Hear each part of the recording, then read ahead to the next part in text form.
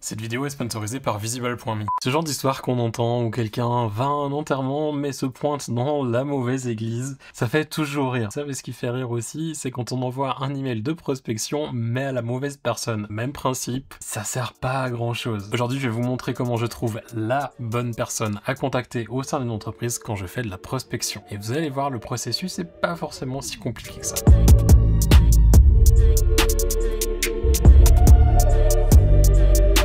Yo les gens, j'espère que vous allez bien. Je suis hyper content de vous retrouver pour ce troisième épisode. J'espère que vous avez apprécié les deux premiers épisodes. Comme je l'enregistre actuellement, je sais pas encore vos réactions sur les deux premières. N'hésitez pas à me dire dans les commentaires, à mettre des petits pouces sur les vidéos pour me montrer que vous avez suivi et qu'il y a de l'engouement sur ces vidéos. Ce troisième épisode, c'est déjà la moitié, ça passe vite, mais tant mieux. En même temps, j'ai pas envie de vous faire un truc qui dure toute l'année. Ça serait pas le but, ça serait un peu chiant. Donc aujourd'hui au programme, la recherche du bon contact. Parce que oui, envoyer des emails, c'est bien. Envoyer au bon contact, c'est encore mieux. Donc on va parler de recherche, mais aussi forcément de qualification, si on peut dire ça comme ça. Je sais pas vraiment si le terme est juste en français, car vous le comprendrez quand même. Avant de rentrer dans le vif du sujet de la vidéo, quand même 2-3 petites informations pour vous aider à appréhender le contenu que je vais vous présenter. Le processus est assez simple dans son idée, mais par contre, ça va quand même demander pas mal d'efforts de votre côté pour arriver à avoir des bons résultats. C'est-à-dire que la recherche d'un contact, en général, l'expérience que j'ai eue avec les gens avec qui j'ai pu en parler et aussi de mon expérience au début, ça va vous prendre 5 à 15 minutes en fonction de la vitesse à laquelle vous avez l'habitude de travailler sur un ordinateur et aussi un petit peu de votre réactivité face à la lecture d'informations. Vous allez voir que vous devriez arriver à descendre sur du 2 à 8 minutes. Je sais que la fourchette est assez large, mais c'est vraiment très variable en fonction des personnes et aussi en fonction des domaines et des entreprises que vous allez rechercher. Forcément, chercher le bon contact au sein d'une entreprise de 500 personnes ou chercher les informations de contact d'un artisan qui travaille tout seul, ça sera pas tout à fait la même charge de travail. D'ailleurs, aussi par rapport à ça, j'ai de l'expérience au niveau de la prospection avec un petit peu toutes les tailles de clients. J'ai encore des petits clients, comme j'ai aussi travaillé avec des agences de prod ou des agences de communication. Donc ce processus va vous permettre, peu importe la taille de client avec qui vous travaillez, peu importe la taille de production, d'arriver quand même à des résultats. C'est une chose, je suis sûr que parmi vous, il y a des gens qui utilisent Zapier ou Make, et par rapport au processus que je vais vous montrer, j'ai décidé de ne pas les intégrer. Je pense que ça serait trop compliqué, que je risquerais de perdre des gens en cours de route. Donc pensez bien que si vous connaissez un petit peu Zapier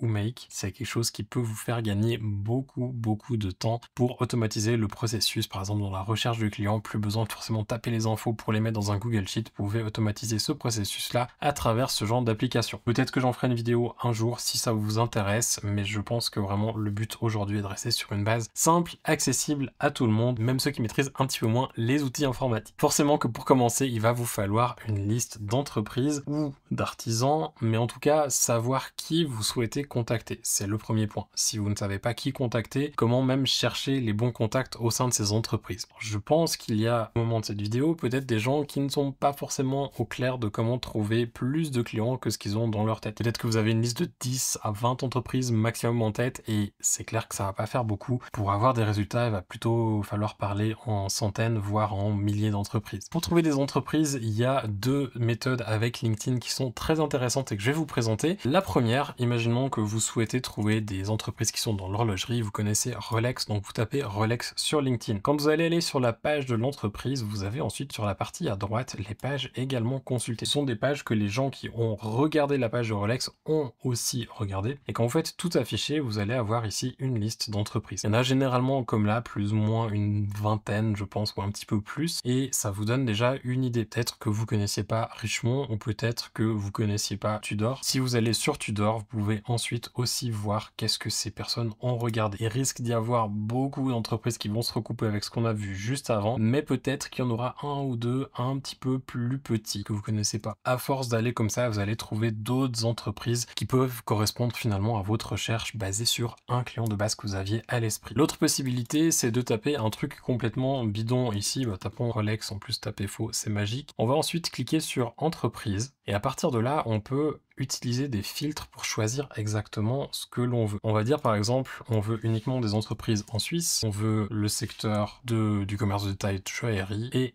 vous voyez qu'il n'y a rien du tout. Effectivement, il n'y a rien, c'est parce qu'il faut juste faire une chose maintenant, c'est venir dans l'URL et trouver l'endroit où vous avez ce truc-là, Keywords. Vous prenez le et commercial, Keywords, et ce que vous avez tapé, et vous l'effacez. Vous faites entrer, et là, comme par magie, vous avez toutes les entreprises qui correspondent au filtre que vous avez indiqué. Donc Suisse, commerce de détail de joaillerie et bijouterie, et ensuite, vous pouvez rajouter d'autres filtres. Par exemple, si vous faites tous les filtres ici, vous voyez qu'il y en a toute une série. Pour éviter toutes les petites entreprises, on pourrait dire qu'on veut contacter que les entreprises entre 50 et 500 employés. On fait afficher les résultats et là, on a une liste qui ressort. C'est un moyen de trouver d'autres entreprises et à partir de là, on peut combiner les deux méthodes que je vous ai montrées pour en trouver encore plus et vous n'êtes pas non plus obligé de vous limiter à une zone géographique ou à un domaine. Vous pouvez sortir plusieurs domaines. Là, vous voyez que déjà juste avec ce filtre-là, j'ai 180 résultats. Probablement que dans l'eau, il y en a qui vont pas m'intéresser, soit parce que le style de photo qu'ils ont actuellement ne correspond pas à ce que je fais à ce moment-là, ça sert à rien que je les contacte parce que je sais que ça va pas les intéresser. Peut-être que c'est des très grosses productions et que moi je suis plutôt sur des petits trucs tout seul et du coup c'est pas forcément des clients pour moi. Bref, différentes raisons qui pourraient faire que ça ne correspond pas à ce que je fais ou à mon travail, à mon style, et dans ce cas-là on va pas forcément les garder. On va garder vraiment les entreprises avec qui on a une chance de travailler et à qui on peut apporter quelque chose, et ça c'est super important parce que trouver le bon contact c'est bien, mais c'est pas tout. Il faut aussi trouver des entreprises à qui on peut apporter quelque chose et avec qui le style artistique ou la direction artistique peut matcher. Envoyer des emails à tout le monde, ça ne sert à rien du tout. Il faut filtrer, c'est super important. Vous allez me dire que c'est bien joli d'avoir ces entreprises sur LinkedIn, mais qu'est-ce qu'on en fait ensuite? Eh bien, personnellement, j'ai fait le choix d'utiliser Google Sheet pour référencer tous mes contacts, et ce que je fais quand j'ai ma liste d'entreprises, je vais prendre mon Google Sheet et ensuite saisir une à une les entreprises avec le nom de la marque et aussi le lien vers leur site web. Éventuellement, si vous souhaitez rajouter un lien vers la page LinkedIn de l'entreprise, ça peut être malin pour la retrouver plus facilement par la suite. Mais perso, je vais pas faire une recherche des contacts directement à ce stade-là. Je vais déjà sortir toutes mes entreprises et ensuite petit à petit, chaque semaine, je vais aller reprendre une dizaine d'entreprises et chercher le contact au sein de ces entreprises. Le fichier Google Sheet, je vous mettrai à disposition une copie. Il ressemble à ça. Je l'avais déjà présenté sur ma formation en para où j'avais parlé de marketing. On a donc le nom de l'entreprise, le site web de l'entreprise, l'industrie dans laquelle elle travaille. Par exemple, on pourrait regrouper tout ce qui est joaillerie et horlogerie ici dans l'industrie et ensuite avoir la niche qui serait soit l'un soit l'autre. Prénom et nom de la personne de contact, donc on va chercher juste après le rôle de cette personne, son adresse email, son adresse postale, je vais vous expliquer aussi après pourquoi c'est important de le relever, le code postal, la localité, donc finalement l'adresse physique de la personne, la langue, c'est bien si vous souhaitez faire de la prospection dans différentes langues, si vous communiquez aussi avec des gens à l'étranger et que vous devez parfois envoyer en anglais, notez dans quelle langue vous allez devoir envoyer l'email de prospection. Ça peut aider. Peut-être que certains préféreront avoir deux fichiers de prospection, un français, un anglais. C'est une possibilité aussi. Faites le choix que vous préférez. Ensuite, téléphone. Donc le numéro de téléphone, si on le trouve, soit de l'entreprise, soit le numéro direct. Le numéro direct va être très compliqué à trouver. Le lien LinkedIn de la personne. S'il y a déjà eu un contact avant d'envoyer un email, ça peut arriver. Par exemple, la personne, comme je l'expliquais dans l'épisode numéro 2, a vu que vous aviez regardé son profil, donc la personne vous contacte. À ce moment-là, il y a déjà eu un contact préalable, ce qui fait que le mail que vous allez envoyer initial ne sera peut-être pas tout à fait le même que ce que vous auriez envoyé s'il n'y avait pas eu de contact avant. Quand vous avez déjà eu un contact, notez la dernière date du contact. Par exemple, si vous envoyez un email le 12 juin 2024, mais qu'il n'y a pas de réponse, vous savez que peut-être que dans 3-6 mois, vous allez pouvoir renvoyer un email à cette personne parce qu'elle aura certainement oublié qui vous êtes et que vous pouvez essayer à ce moment-là de créer un nouveau contact à travers un nouvel email. Le type de contact, si c'était un email, un téléphone, en personne ou autre, ça a aussi l'intérêt pour se rappeler exactement ce qui s'est passé, un commentaire si vous avez des choses à rajouter par rapport à ce contact. Quand vous avez les entreprises, vous allez rajouter ici par exemple Rolex et ensuite on va mettre le rolex.com et ça nous suffit. À partir de là, on a le début de la liste qui est fait et vous allez vraiment prendre toutes les entreprises que vous avez sur LinkedIn pour les remettre ici. Petite astuce, alors je l'ai en anglais, peut-être que vous l'aurez en français, mais sur Google Sheet, il y a un truc qui est vraiment très pratique, c'est que vous pouvez faire le data cleanup et remove duplicates, qui vous permet d'enlever donc les doublons. Pas de souci si vous n'avez pas fait toute votre liste sur LinkedIn en un jour et que vous refaites une recherche et que les résultats sont dans un ordre différent. Si vous saisissez 2 fois le nom d'une entreprise, vous pouvez facilement retrouver ces doublons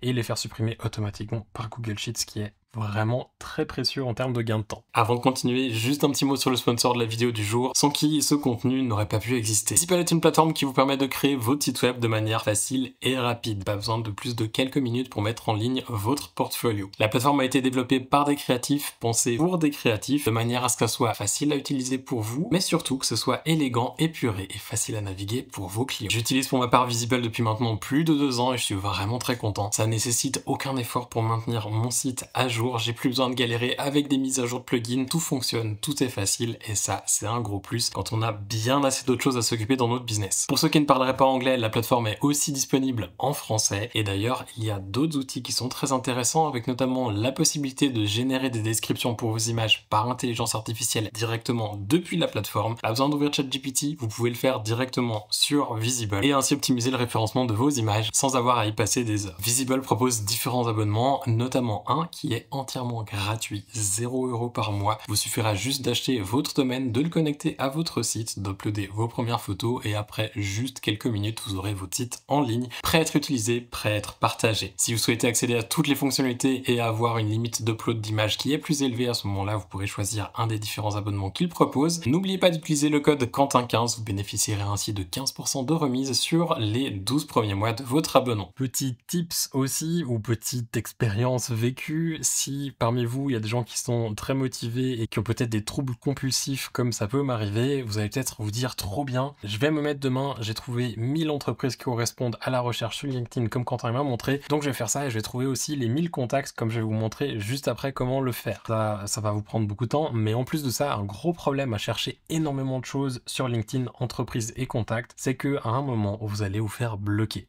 La première fois c'est 2 ou 3 jours, ensuite ça passe à 1 semaine. J'ai jamais eu plus que ça, mais tout ce que j'ai compris, à partir de là, la limite est assez fine avant de se faire complètement bannir de LinkedIn. Donc faites super gaffe et les recherches, faites-les tranquilles. Si vous n'êtes pas habitué à utiliser LinkedIn, LinkedIn n'est pas habitué à ce que vous fassiez des recherches, et donc du moment où vous allez commencer à faire beaucoup de recherches, vous allez être flagué comme un bot ou comme une utilisation abusive, et c'est pas vraiment le but recherché. Donc les premières semaines, allez-y tranquille, 2-3 contacts par jour, c'est bien pour chauffer gentiment LinkedIn. Ensuite, vous pouvez commencer gentiment à passer à 1 dizaine si vous en avez le temps, ou peut-être répartir 10 sur 2 ou 3 jours dans la semaine, et puis après si vous voulez en faire plus, vous pouvez commencer petit à petit à progresser. Mais vraiment, si à un moment ou à un autre, LinkedIn vous envoie un message et vous bloque pendant 2 à 3 jours, ralentissez vraiment la cadence et faites super gaffe. Ça serait un peu con de ne plus avoir de moyen de chercher des nouveaux clients. Pour la suite de la vidéo, double disclaimer par rapport aux lois sur les données privées et les données relatives aux personnes. Je vais forcément flouter de détails qui sont relatifs au nom, au contact et tout ça, vous allez quand même comprendre le principe, mais je vous laisserai faire vos recherches de votre côté. Chose importante aussi, faites attention avec les données que vous allez enregistrer. S'il n'y a pas eu de contact avec la personne, on est censé supprimer ces données-là. Je crois que ça doit être le cas dans la majorité des pays. Donc faites attention avec ça, et c'est aussi pour ça que la date du dernier contact est super importante. C'est que si vous vous rendez compte qu'il y a des clients qui datent depuis un moment et que vous n'avez plus de contact avec, il y a un moment il va falloir les supprimer. Renseignez-vous donc bien sur les lois qui pourraient être actives dans votre pays par rapport à la prospection, à la gestion des données des personnes. C'est important, ça pourrait vous éviter aussi des ennuis. Avec ça, on peut continuer la recherche des contacts. On va simplement utiliser Rolex. Donc je vais prendre Rolex comme exemple ici. On va aller prendre les personnes. Dans la partie personnes, vous avez plein de moyens de trouver la bonne personne. La première, c'est de passer toute la liste en revue, mais bon, ici on a 7400 personnes. Ça risque de prendre un petit peu trop de temps. Par habitude, et sur des entreprises comme ça, je sais que ça marche, c'est que je vais taper soit ici Content ou Art pour trouver directeur artistique, art buyer, creative director, mais encore creative director, il faut faire attention. Dans certains domaines, notamment dans l'horlogerie, vous allez tomber sur les designers produits et pas sur des creative directors comme on l'entend des agences de pub. Attention à ça, certains titres, certaines appellations de métiers peuvent varier d'un domaine à l'autre ou d'une entreprise à l'autre. Donc c'est pour ça qu'il faut bien prendre le temps de faire ce qu'on va faire juste après, mais déjà trouver les personnes, on va réduire la liste, donc on va taper ici Content, et à partir de là, on a un résultat déjà qui est réduit à 176 personnes, donc c'est cool. Première personne ici, Digital Content, si je clique dessus, ce qui est super important maintenant, c'est de prendre quelques minutes pour aller regarder dans le profil exactement ce que la personne fait. Chose intéressante pour nous, c'est que les personnes qui sont dans le marketing, généralement, comptent beaucoup sur les headhunters ou les chercheurs de talent ou talent scout pour trouver leur prochain job, et donc souvent, pour pas dire presque tout le temps, leur profil est rempli d'informations sur tout ce qu'ils ont déjà fait, tout ce qu'ils font. Ça nous aide beaucoup pour trouver la bonne personne. Par exemple ici, je vois direct division système d'information, donc je sais que ce sera pas la bonne personne, système d'information donc informatique, et si je descends migration internet, c'est mort, on n'est pas sur la bonne personne, on revient en arrière. C'est le genre de choses, à force de le faire, vous allez voir assez rapidement. Ici, on va essayer autre chose, on va taper art. On a une autre personne ici, communication et image.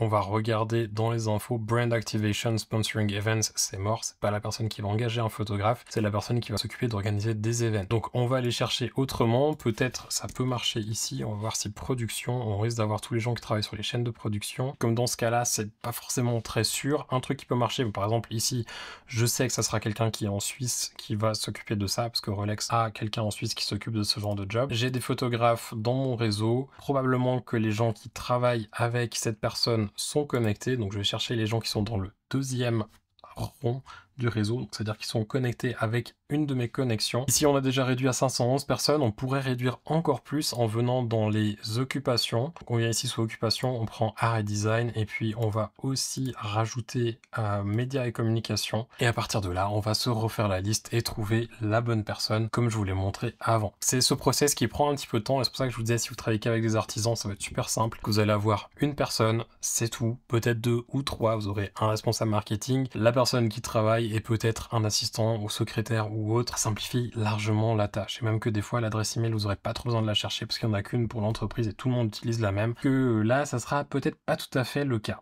Un petit truc aussi pour vous aider, c'est penser à mettre de côté la position des gens au sein des entreprises. Vous allez voir que petit à petit ça va se répéter, ce sera quasiment toujours les mêmes. Donc je vous ai parlé avant de certaines des appellations, mais ça va aussi varier selon les entreprises, parce que tout le monde a forcément un directeur artistique, un responsable de production, ou producteur, ou un art buyer, ou acheteur d'art si vous préférez. Vous allez des fois vous trouver sur un responsable marketing, sur un assistant marketing qui sera chargé aussi de communication. Des fois ça sera quelqu'un qui sera RP et communication. Bref, ça peut vraiment beaucoup varier, et c'est pour ça que la lecture en fait du profil est quasi obligatoire pour trouver la bonne personne. Malheureusement parfois il va falloir aller à tâtons et contacter la personne sans forcément être sûr. Dans certains cas ça peut arriver, on vous transfère ensuite à la bonne personne, mais c'est généralement pas un très bon point d'entrée, mais ça peut quand même amener à des résultats, même si beaucoup plus compliqué si c'est pas une entrée directe sur la bonne personne, où du coup c'est vraiment beaucoup plus smooth en termes d'approche. Pour trouver maintenant les informations de la personne en question, c'est pas très compliqué, parce qu'à vrai dire sur LinkedIn les données sont plus ou moins accessibles, pas vraiment sur LinkedIn même, mais à partir de plugins qu'on peut connecter à LinkedIn et qui vont chercher les informations pour nous sans avoir à farfouiller à gauche à droite. Je vous ai déjà parlé dans une précédente vidéo d'Apollo. Apollo, c'est une application qui peut marcher complètement de manière indépendante. Je vous mettrai le lien vers la vidéo juste en dessous dans la description si ça vous intéresse. Ça vous donnera une autre manière de trouver des contacts au sein des entreprises, même si je la trouve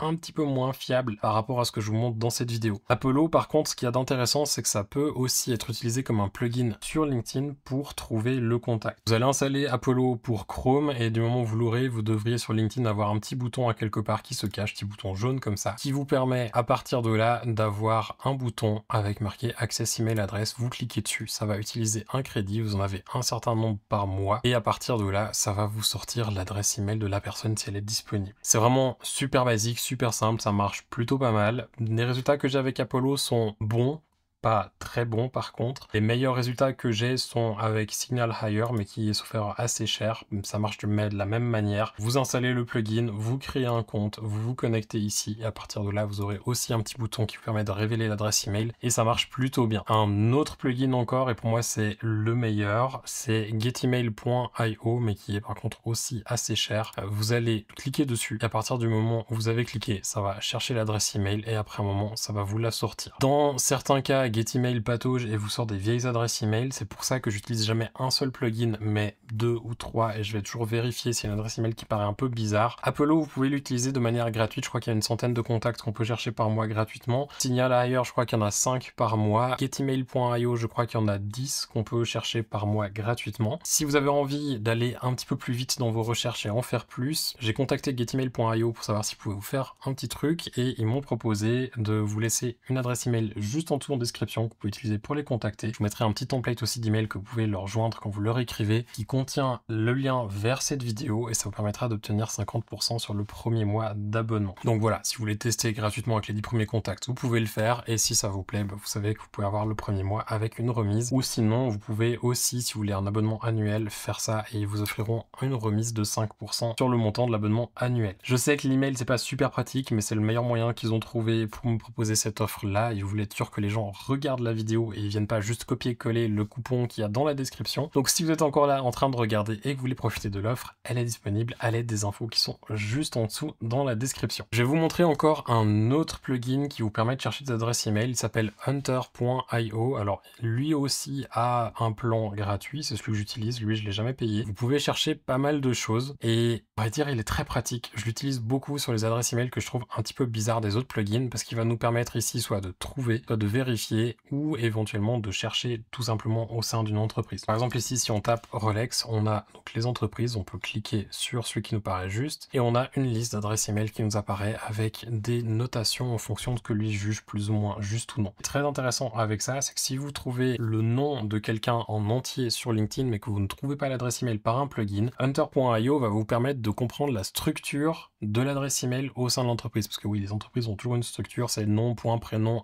@machin-truc.com ou première lettre du prénom, point, le nom complet, @machin-truc.com. Enfin bref, vous avez compris. Et Hunter pour vous permettre de trouver cette structure vraiment très facilement. Ce que vous pouvez aussi faire d'ailleurs, c'est même juste prendre le Finder et taper le nom et le prénom de quelqu'un avec ensuite le domaine derrière, faire find et ça va vous trouver l'adresse email pour la personne. Donc si vous n'avez pas trouvé avec d'autres plugins, ça marche très bien. Et si même le Finder ne trouve rien du tout et que vous voulez vérifier si une adresse email existe, vous pouvez par exemple ici on va faire hello@quentindescahiers.com qui ne devrait pas exister à moins qu'il y ait une redirection. On va faire vérifier et on voit que lui il me met que ça accepte tous les emails mais par contre réussite à 72%, donc c'est pas forcément fou. Et d'expérience encore une fois, quand vous avez quelque chose qui n'est pas en vert ici sur Hunter, c'est que l'adresse email est pratiquement à coup sûr fausse. Si c'est une entreprise que vous voulez à tout prix contacter, ça vaut la peine de quand même tester. Si vous n'êtes pas forcément sûr, mettez de côté, recherchez dans quelques mois. Peut-être que la personne qui est responsable des photos aura changé. Ça vaut la peine de patienter sur ce genre de contact plutôt que d'envoyer des trucs bidons à des adresses qui n'existent pas. Quand vous avez trouvé les détails, vous allez pouvoir remplir votre fichier Google Sheet. Donc pour les informations, l'adresse email, nom, prénom, position, facile, on avait tout grâce à ce qu'on vient de voir là maintenant. Pour les autres informations, notamment l'adresse postale, généralement les gens travaillent au siège, donc vous pouvez vous rendre sur la page de l'entreprise et ensuite aller sur la page à propos. Dans à propos, vous allez pouvoir accéder ici en cliquant par exemple sur Genève. Ici je vois le siège de Rolex qui est à une certaine adresse. On voit qu'il y a d'autres adresses, c'est pas très souvent le cas qu'il y a ça, généralement vous en avez une et c'est facile, c'est copier, coller, vous mettez ça dans votre fichier et on n'en parle plus. Dans le fichier Google Sheet, il y a le lien vers le LinkedIn de la personne et ce lien là il est hyper important pour une simple et bonne raison. Si vous n'envoyez pas par exemple dans les 3 prochains mois un email à cette personne, que dans 3 mois vous envoyez l'email et que la personne ne répond pas parce qu'elle ne travaille plus, vous allez avoir un email en retour comme quoi l'adresse email n'existe plus. Profitez de ça, c'est une opportunité, vous allez revenir sur votre Google Sheet, cliquer sur le lien LinkedIn de la personne et vous regardez où est-ce qu'elle travaille maintenant et vous changez les informations qui ne sont plus correctes et comme ça vous avez une personne à contacter sans avoir eu à faire beaucoup de recherches. Plutôt pratique. Pour revenir sur l'adresse physique, je vous ai dit en début de vidéo qu'on allait en parler, donc je pense que c'est le bon moment pour en parler. Pourquoi est-ce que je note l'adresse physique? Pour une simple et bonne raison. Je ne l'ai pas encore vraiment testé jusqu'à maintenant, je pense que je vais le tester cette année et je vous en ferai un retour, parce qu'en 2024, je pense que ça a d'autant plus d'intérêt que ce que ça en avait avant. C'est tout simplement quand j'envoie un email de prospection, par la suite j'envoie régulièrement une newsletter aux gens que j'ai déjà contactés et qui ne sont pas désinscrits de mon mailing. Si je vois qu'il y a des gens qui régulièrement ouvrent et cliquent sur mes emails, je pense que ça serait une bonne idée de leur envoyer quelque chose d'autre. Probablement que ça veut dire que mon travail leur plaît et le fait de leur envoyer peut-être juste une petite attention, un petit mot écrit avec une carte postale, une photo, un poster, un truc, pourrait être assez cool et je pense une bonne attention. Je sais que beaucoup de photographes aux États-Unis travaillent de cette manière. Avec le Covid, ces dernières années, ça se faisait un petit peu moins parce que les gens n'étaient plus au bureau et c'est pour ça que du coup, en fait, quand j'ai commencé à vraiment faire sérieusement de la prospection, je suis arrivé pile dans la période où ça avait aucun sens de le faire. Donc c'est pour ça que là maintenant en 2024, j'ai l'impression que c'est revenu un petit peu plus à un état normal. L'année passée, c'était une année très bizarre dans le domaine de la pub et du corpo, donc j'ai pas non plus forcément cherché à investir beaucoup parce que c'était compliqué aussi financièrement. Là cette année, je pense que ça va avoir du sens et probablement que je vous en reparlerai plus tard dans l'année, du moment où j'aurai un peu un retour, voire peut-être même l'année prochaine. le temps que les choses se fassent un petit peu et de voir aussi un résultat à moyen ou long terme. Si parmi vous, il y a des gens qui souhaitent travailler avec des agences de pub ou des agences de production, le processus est le même, mais il y a quelques petits trucs en plus. Certains clients, par exemple si vous tapez sur du luxe, notamment dans la cosmétique, contrairement à l'horlogerie où l'horlogerie très souvent c'est en interne que les productions sont gérées, ça passe pas forcément par des agences, quoique ça peut quand même se faire. Sur d'autres domaines comme la cosmétique, ça passe pratiquement systématiquement par des agences de communication. Ce qui est intéressant du coup, c'est de plutôt que de se concentrer sur les clients avec qui on veut travailler, de se concentrer sur les agences de communication et les marques avec lesquelles ils ont travaillé en général. Est-ce que le style des productions qu'ils ont et des campagnes qu'ils organisent correspondent à vos travail ou pas? Est-ce que ça aurait du sens de les contacter ou non? Et ça, c'est plus intéressant. Pour les agences de communication, même principe, vous allez sur LinkedIn, vous cherchez des agences de pub, de production et autres agences en général si vous voulez, et vous allez à ce moment-là, trouver les contacts au sein des agences. Dans les agences, c'est généralement art buyer, art producer, art director, peut-être creative director. Perso, je resterai plus sur les art directors qui vont venir proposer des gens au creative director, mais ça peut quand même varier d'une agence à l'autre. Si jamais vous avez l'habitude de travailler avec des agences de com et que vous avez d'autres postes qui vous viennent à l'esprit, qui seraient intéressants à contacter, mettez-les en dessous dans les commentaires. Il y a des gens qui m'ont parlé des copywriters, parce que souvent par la suite ils deviennent art director. Je suis pas super persuadé du truc, mais bon, si ça vous intéresse et que vous souhaitez tester d'autres personnes à contacter, essayez-le. Il y a tout de même un outil ou deux qui vont vous permettre de vous faciliter la vie par rapport à la recherche des personnes au sein des agences de communication. Je pense ici à Agency Access et Bikini List. Avant, il y en avait un troisième qui était Yodelist, mais qui a maintenant fusionné avec le premier. Donc, Agency Access qui est aussi Yodelist maintenant, et ensuite on a Bikini List. Alors, ce sont des plateformes que actuellement je n'ai plus. Agency Access coûte quand même 100$ par mois, c'est pas rien. Si on rajoute tous les outils que je vous ai déjà présentés jusqu'à maintenant et qu'on prend des versions payantes, ça commence gentiment à faire un budget, c'est pas génial. Donc Agency Access est intéressant, mais plutôt de manière ponctuelle. C'est ce que j'avais fait en fait, c'est que j'avais fait un abonnement d'un mois pour 100$. J'avais exporté les contacts qui me paraissaient intéressants, parce que c'est ça en fait, Agency Access et Bikini List, je sais même pas dit ce que c'était. Donc ce sont des plateformes en fait qui vous permettent d'accéder à un annuaire numérique des contacts que eux ont recensés au sein des agences de communication, des agences de production, des plus gros clients, ou des magazines aussi, si vous souhaitez faire de l'édito, ça peut être intéressant à ce niveau-là. Vous allez pouvoir dire, par exemple, je cherchais tous les art buyers, art producers, art directors au sein des agences de communication qui sont à Paris. Ça va vous sortir une liste et après vous pouvez même dire mais je veux les gens qui ont travaillé sur des campagnes de cosmétiques, ça vous réduit la liste et vous pouvez les exporter et utiliser cette adresse email pour contacter les gens en question. Plutôt pas mal, plutôt pratique, par contre ça a un coût. Donc je vous disais 100$ par mois, mais en plus de ça, quand on n'a pas un abonnement annuel, on va payer tous les contacts exportés. Je crois qu'ils sont entre 2 et 5 cents par contact. Comment vous dire? Généralement, les listes sont entre 2 et 5000 contacts, donc ça fait un certain montant. Je l'avais fait il y a 2 ans en arrière. Je crois que j'en avais pour 400 ou 500$ pour les contacts que j'avais exportés en plus des 100$ de base. Maintenant, par rapport au temps que ça vous fait gagner, c'est monstrueux. Et si vous travaillez avec des agences de communication, il faut mettre les choses en perspective. Les budgets sont assez élevés. Et donc, ça a de l'intérêt quand même d'investir 500 ou 600$ une fois pour trouver les contacts. Faites quand même attention, les contacts sont pas toujours justes. Il y a des contacts aussi qui ne souhaitent pas être contactés par email, donc c'est indiqué. Et c'est pour ça que d'ailleurs, maintenant, ils sont malins. Ils mettent aussi le petit lien vers leur profil LinkedIn pour que vous puissiez leur envoyer un email. Mais pour ça, il faudra un abonnement sur LinkedIn Premium. Voilà. Les abonnements dans tous les sens. Je vous ai pas dit que ça allait être gratuit, je vous explique juste comment on peut le faire. Bon, bah avec tout ça, normalement, vous devriez avoir les bons contacts au sein des entreprises, vous avez votre liste que vous allez pouvoir avancer petit à petit. Encore une fois, je ne me répéterai pas assez, faites attention avec les lois qui sont en vigueur là où vous habitez, GRPD, RGPD, trucs muches, bidules et autres lois du genre. Faites gaffe avec ça, de pas vous foutre dans la sauce, de pas avoir des clients qui vont se plaindre ensuite que vous respectez pas certaines lois. Faites aussi attention avec LinkedIn, pas vous faire bloquer, tranquille sur la prospection au début, on va chercher quelques contacts et petit à petit augmenter un petit peu la cadence. C'est hyper important de chauffer LinkedIn avant de l'utiliser à fond. Dans le prochain épisode 4, on va parler de l'envoi du premier email au contact qu'on a donc trouvé aujourd'hui à travers ce que je vous ai montré. Petit conseil, mettez-vous au travail assez rapidement. Dans l'idéal, il faudrait avoir une centaine de contacts avant de commencer à envoyer des emails. Comme ça, s'il y a 1 ou 2 semaines, vous n'avez pas le temps, vous avez un petit peu moins de réussite sur vos recherches, vous avez quand même de la marge avant d'arriver à la limite où vous avez plus de contacts à qui envoyer des emails et que vous êtes obligé d'en chercher chaque semaine. Ce qui n'est pas idéal. En chercher 25 par semaine, Franchement, c'est un bon nombre.